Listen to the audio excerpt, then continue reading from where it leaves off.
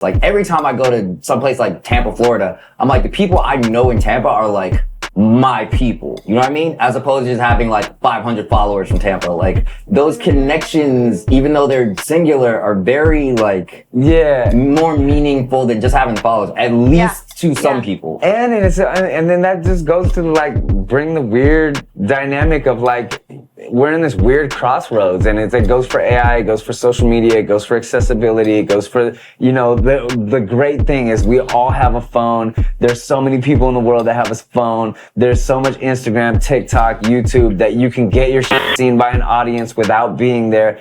You can connect with people. I can FaceTime y'all and feel like I'm with you. Hey, what's up, you guys? I can see your face. I couldn't do that in the past. I had to, you know, that's cool. Yeah. You know, like, and like it's this duality, and it's just weird. You know, it's weird, but you kind of just have to go with it. I was talking to Circuit, and Circuit was telling me about AI and using AI, and not me saying like I want there to be a purity in some of the projects that I do.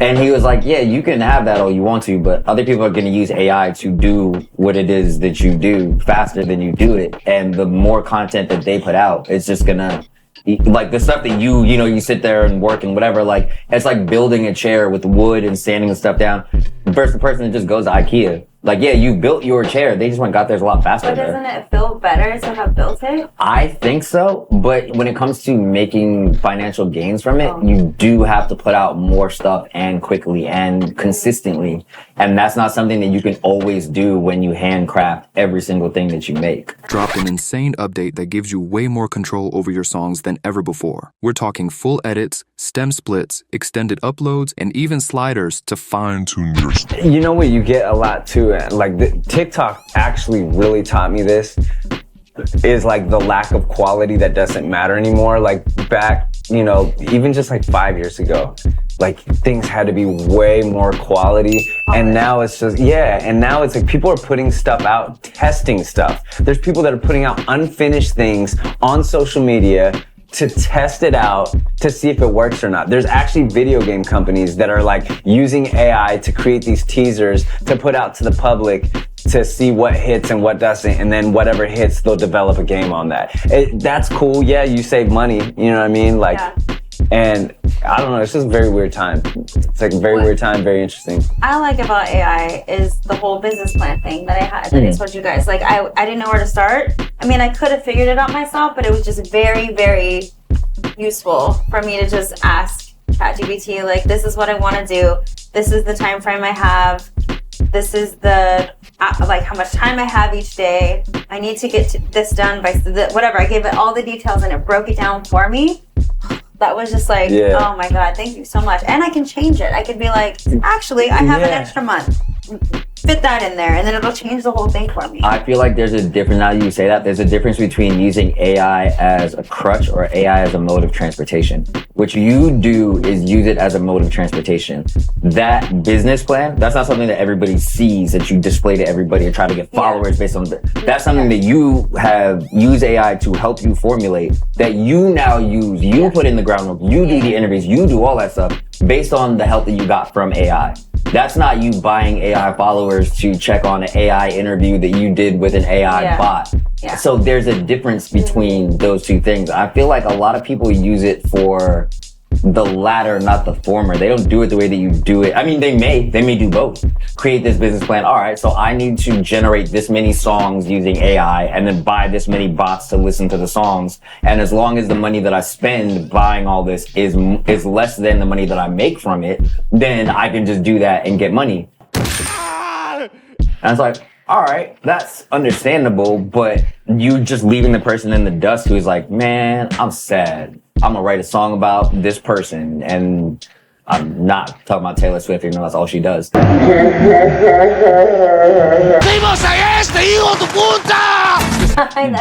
it's like, see, there you go. Not to keep bringing up Taylor Swift, but it's just a thing of like, yeah, that person's art is not easily as seen anymore because it takes them, first of all, you gotta have that experience to write about it, to make a song about it, and all that stuff, as opposed to somebody who can just make it materialize. I mean, speaking of the Taylor Swift, I was tripping when, I don't know if you saw the images, when it was like after the Super Bowl, it was these images that came out where she was like covered in red paint, and, like getting like fondled by like all these like stadium people.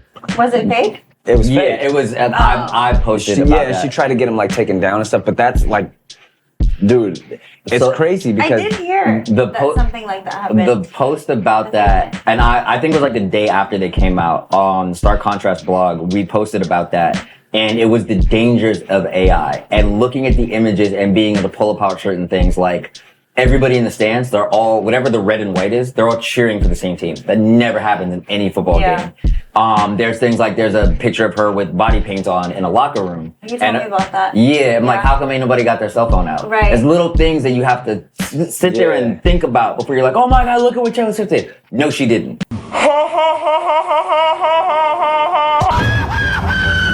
Yeah. And it's the dangers of people not being able to differentiate AI from real life. So it can be quite dangerous in situations like that. Like, From local students to a music superstar, AI is being used to create pornographic images. And it was Taylor Swift, the latest victim of this, after fake photos of her started spreading online. After a similar incident involved some New Jersey high school students, a local lawmaker started working to keep this from happening again. And here's News 4's Jen Maxfield with the story. There's this thing called AGI. You know, it's basically artificial general intelligence. And that's when the AI and the human intelligence kind of match, and the AI can do everything that a human can do cognitively. And then there's going to be a time when the AI intelligence surpasses human intelligence. The only way that a human is going to be able to keep up with that is with things like Neuralink and chips and stuff like that. This will feel a little weird. Sequence unit 3, go. Marching.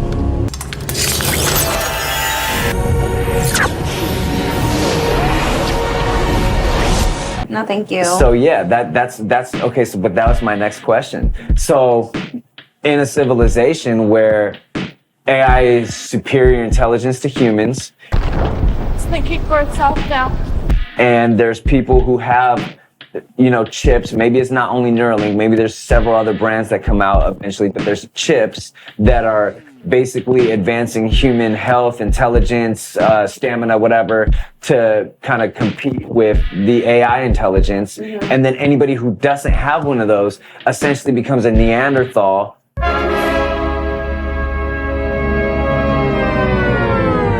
you know why I think that won't happen? Titties. What? Being dead serious. Augmented breasts. Somebody got breast implants? Yeah, you have bigger, rounder, whatever boobs. Guys will look at them, what have you, but you need real breasts. You need, like, most people actually are like, oh, I don't like women with big breasts. Or, you know, you might do this, you might do that, but I always want the real thing. There's always going to be people like that. I've had no complaints. Gummy bears, thank you. Titties. That's what I'm saying. That's what like when you can have something better with AI, augmented this, or something that allows you to talk to your house or whatever. Dude, I still got flick light switches.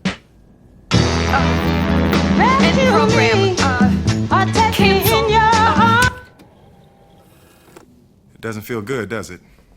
People malfunctioning around you. Like it's not like that is replacing the things that we need. There's this really interesting mentality that even for like Alexa Homes or for Siri in general, like, oh, if you or GPS is a better example. Oh, you can't get anywhere without a GPS. You've been using GPS so long. Yeah, you can. It's called a map. Even if you gave me a map of this building, I'm probably gonna end up outside. Like I cannot seem to read a map. Yeah. Or directions, or ask them. Like, there's a lot of different ways to circumvent not having a GPS. So it's like, I don't think that when AI does surpass human intellect or human intelligence or human creativity, that there's going to be a lack of a need for that. Titties. People still want them real, you know what I mean? Again, I've had no. Thank you, Dr. Chu. Thank you, real as Shout out ever. to Dr. Chu.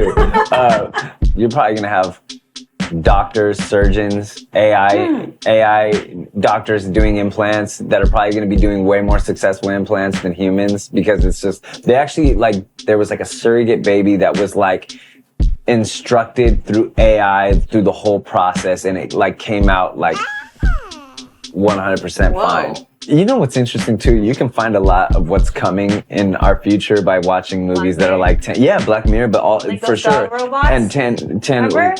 You're talking about the robot that walks like a dog? Yeah. They have one at Universal Studios. It's that robot, but they put like a skin around it. Have you ever seen How to Train Your Dragon? Yeah. It's the little baby dragon. Oh. But it's the robot. So to kids, it is that little baby dragon. So it's just that little robot, but they put a little dragon skin. When I said skin, I saw your face. I know. Yeah, no, they put a little Hey, I don't know about y'all, but a fluff around it, but it walks around like a baby dragon. It's pretty dope. She knows what I mean, and it's very adorable. I'm gonna chill with robots one day. I'm gonna have some homie robots. Did you see the one that was crossing the street in San Francisco? I did. Yeah. Yeah.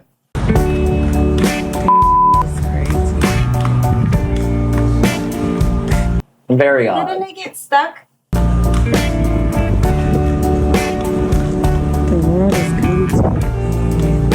Is that the one you're talking about? It had bags and it was walking across the street. It was very awkward, but it was walking across There's the street. already been robot suicides. I don't even know what that means.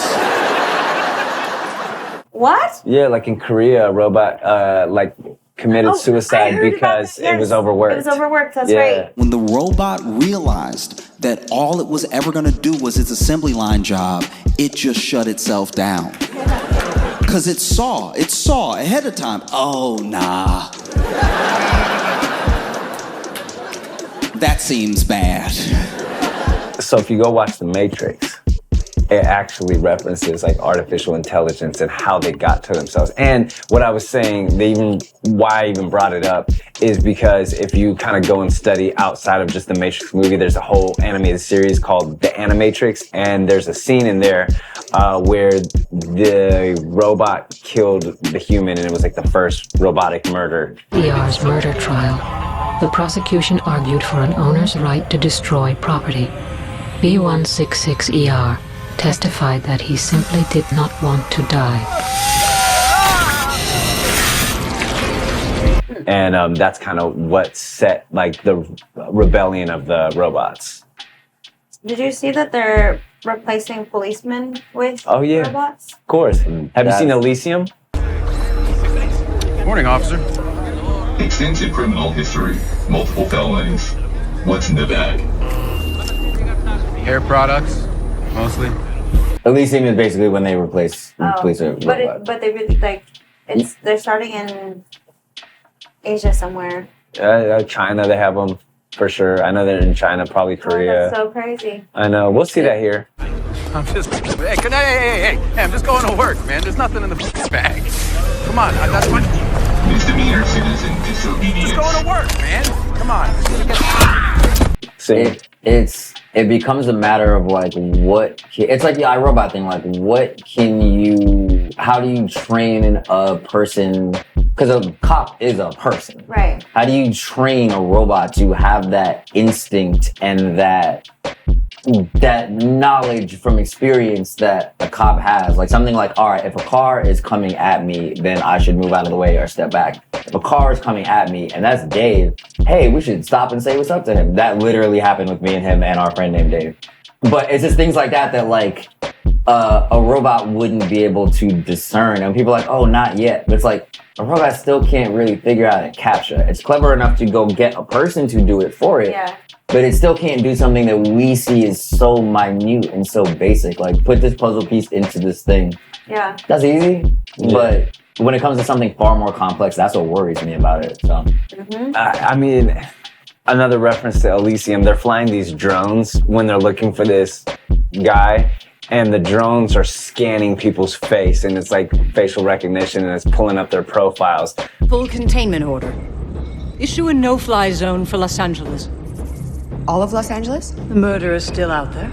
Until we apprehend him, No one leaves the surface of that city. I don't think we're too far from that. We already have that. Yeah. So then you apply that to the robotic police officers when they're in public. They're scanning people. It's pulling their profiles, their social credit scores, their previous mistakes, whatever. And who knows?